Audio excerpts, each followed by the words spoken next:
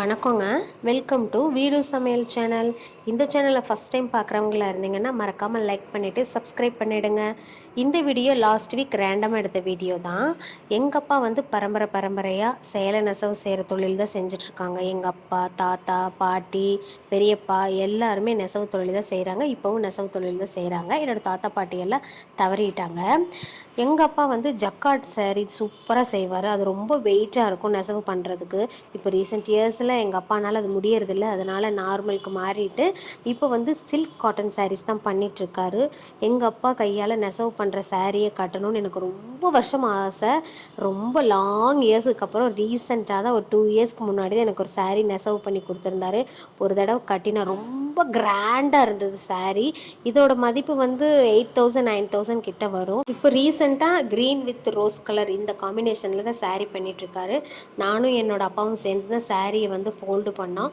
நீட்டாக ஃபோல்டு பண்ணிவிட்டு ஒரு நூல் போட்டு கட்டிடுவாங்க. எதுக்கு இந்த நூல் போட்டு கட்டுறாங்க அப்படின்னா, சாரீ வந்து நகராமல் அந்த மடிப்பு கலையாமல் இருக்கிறக்காக தான். நீட்டாக ஃபோல்டு பண்ணிவிட்டு பாக்ஸில் போட்டு பேக் பண்ணி எடுத்து வச்சுருவோம். ஒரு பீமில் 8 சாரீஸ் இருக்கும். சம்டைம்ஸ் வந்து 8 சாரியுமே ஒரே கலரில் கொடுப்பாங்க. சம்டைம்ஸ் வந்து 4 சாரீஸ் ஒரு கலர், 4 சாரீஸ் இன்னொரு கலராக வந்துட்டு கொடுப்பாங்க. எல்லாத்தையும் ஃபோல்டு பண்ணி எடுத்து வச்சுட்டோம். லாஸ்ட்டாக போட்ட ஷார்ட்ஸ் வீடியோவில் சொல்லியிருப்பேன், பிங்க் கலர் ஸ்டார்ட் பண்ண உடனே சாரீ அறுத்து எடுத்துகிட்டு அடுத்த சாரீ கனெக்ட் ஆயிரும் அப்படின்னு சொல்லிட்டு அப்பா அதை அறுத்து எடுத்துகிட்டு அடுத்த சாரீ வந்து கனெக்ட் பண்ணிகிட்ருக்காங்க. இப்போ நெசவு பண்ணிகிட்ருக்கிறது வந்து ப்ளவுஸு.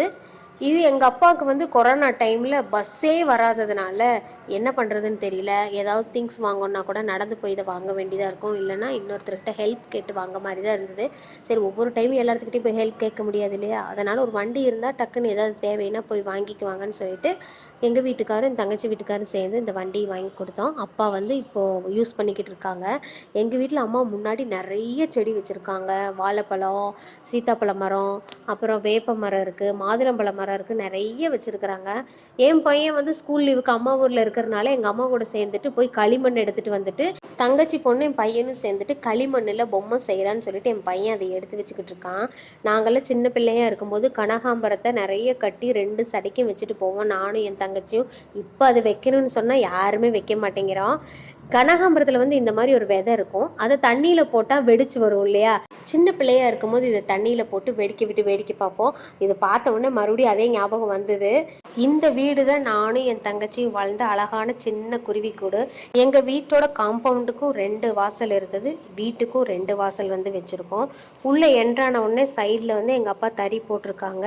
ஃபஸ்ட்டு வந்து அண்டர் கிரவுண்டில் தான் இருந்தது. அப்பாவனால குழியில் இறங்கி ஏறி வேலை செய்ய முடியலன்னு சொல்லிட்டு இந்த மாதிரி ஸ்டாண்டு வச்சுக்கிட்டாரு. இப்போ வந்து ஈஸியாக இருக்குது அவருக்கு வேலை பார்க்குறக்கு. கிராமத்துல எல்லாம் பார்த்தீங்கன்னா அந்த காலத்து வீட்லையெல்லாம் விளக்கு வைக்கிறதுக்கு ஒரு விளக்கு மாடம் வச்சுருப்பாங்க. எங்கள் வீட்லேயே இருக்குது பார்த்தீங்களா? ஹாலில் இருக்குது, பெட்ரூமில் இருக்குது, கிச்சனில் இருக்குது. 3 சைடும் வந்து விளக்கு மாடம் வந்து வச்சுருக்கோம். அந்த காலத்துல எல்லாம் இந்த மாதிரி தான் வச்சுருப்பாங்க. எங்கள் வீடு வந்து 60 70 இயர்ஸ் ஓல்டு ஹவுஸ் தான். எங்கள் வீட்டிலேருந்து பார்க்கும்போது சுற்றிலும் எந்த ஒரு ஆர்சி பில்டிங்குமே இருக்காது. ஃபுல்லாக ஓட்டு வீடு தான். எங்கள் அம்மா முன்னாடி நிறைய செடி வச்சுருந்தாங்க. இப்போ தறியிலையும் வேலை பார்த்துட்டு இது எல்லாத்தையும் மெயின்டைன் பண்ண முடியல. மேக்ஸிமம் ஓரளவுக்கு மெயின்டைன் பண்ணி வச்சுருக்காங்க. ஒரு சிலர்லாம் கல்யாணம் பண்ணிட்டு போயிருப்பாங்க, ஒரு சிலர் வேலைக்காக வெளியூரில் இருப்பாங்க, அப்பா அம்மாலாம் கிராமத்தில் இருப்பாங்க.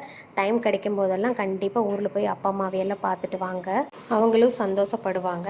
இந்த வீடியோ பிடிச்சிருந்தா லைக் பண்ணி சப்ஸ்கிரைப் பண்ணுங்கள்.